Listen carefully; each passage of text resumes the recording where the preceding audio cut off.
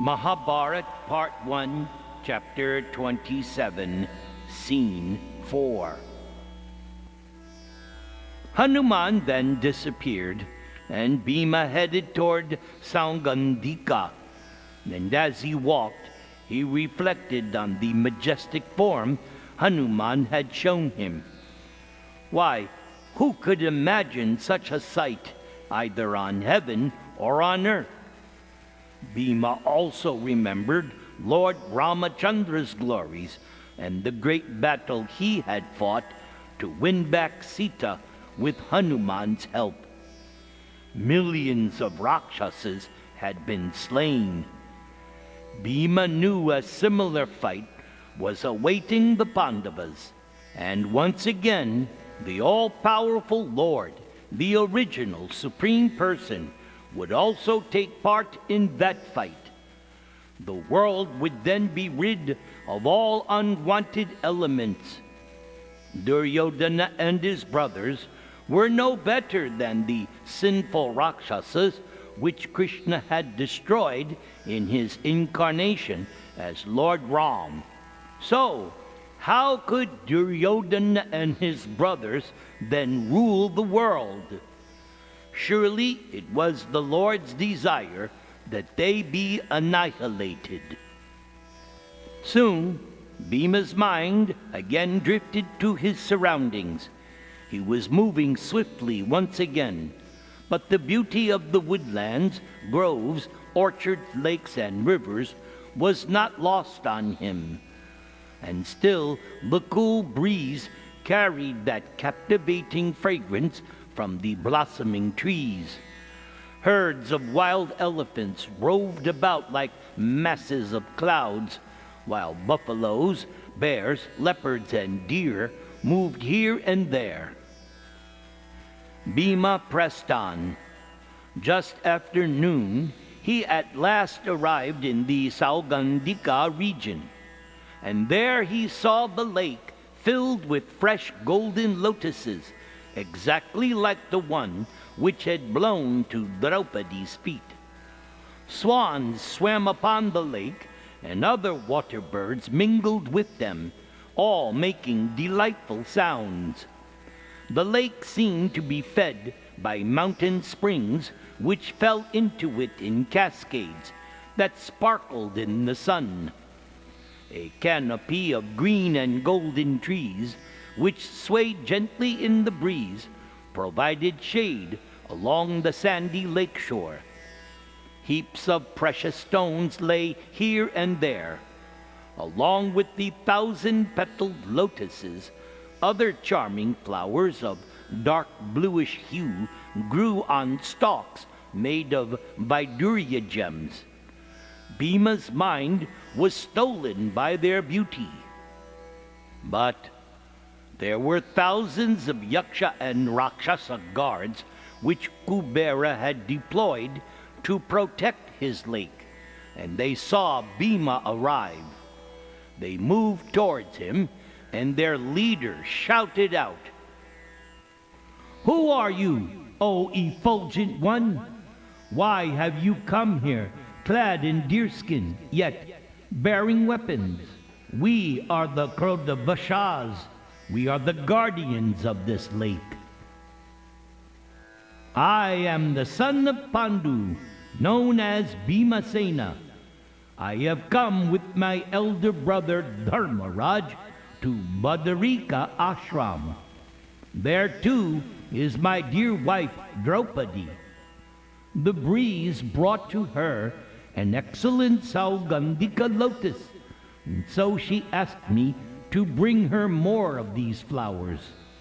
O night rangers, I have thus come here in order to satisfy that lady of faultless features, for her wish is always my command." The Rakshasa placed his spear on the ground and then replied, "O foremost of men, this place is Kubera's favorite playground. Human beings may not sport here, nor may they take away any flowers or fruits. Only celestials are permitted to use this lake. Others who try, disregarding the Lord of Wealth, certainly meet with destruction. And as you desire to take away the lotuses belonging to Kubera without his permission, how can you say that you are Dharmaraja's brother? No, do not perform an irreligious act. First, ask permission from Kubera, and then you may enter the lake. Bhima did not care for any warning. He had little regard for Rakshasas, and was certainly not going to be told what to do by them. Completely forgetting Hanuman's admonishment, Bhima placed his hand on his mace and boomed out, "Well then, Rakshasas, I do not see the illustrious Kubera here, and even if I did, I would not pray for these flowers.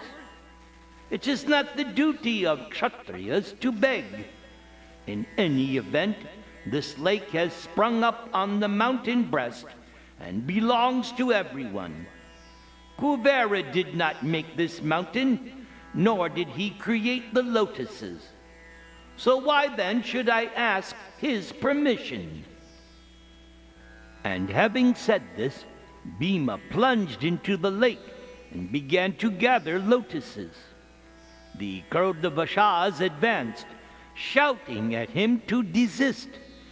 But Bhima simply ignored them, for as far as he was concerned, the lotuses were the property of their creator, God, not any lesser demigod. Bhima felt he had as much right to take the flowers as did Kubera. Bhima knew that Draupadi would first offer them to the Lord before giving them to anyone else. Seeing Bhima taking the flowers, despite their warnings, the guards charged him. "Seize him! Cut him up! Bind him!" The Rakshasas entered the shallow waters, and Bhima stood to receive them. Taking hold of his mace, inlaid with gold and resembling the mace of Yamaraj, Bhima shouted back, "Stand and fight!" The Rakshasa guards then surrounded Bhima. He whirled his mace and met the advancing Rakshasas with blows. Heroic and courageous, Bayu's son was devoted to virtue and truth, and was thus incapable of being vanquished by any enemy through prowess. Bhima killed the Krodhavashas by the hundreds, beginning with the foremost among them. Many fell into the water, their arms and legs broken. By now, Bhima was a furious whirlwind. The Rakshasas could hardly look at him as he fought. They began to flee out of fear, taking to the skies. The Krodhavashas then ran back in terror to Kubera and told him what had happened. Kubera only smiled and said, "Oh yes, let Bhima take as many lotuses as he likes for his wife Draupadi. I already knew he would be coming."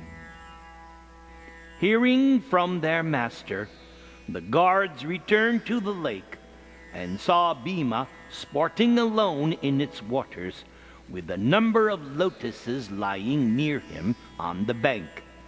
They watched him in silence, keeping a safe distance.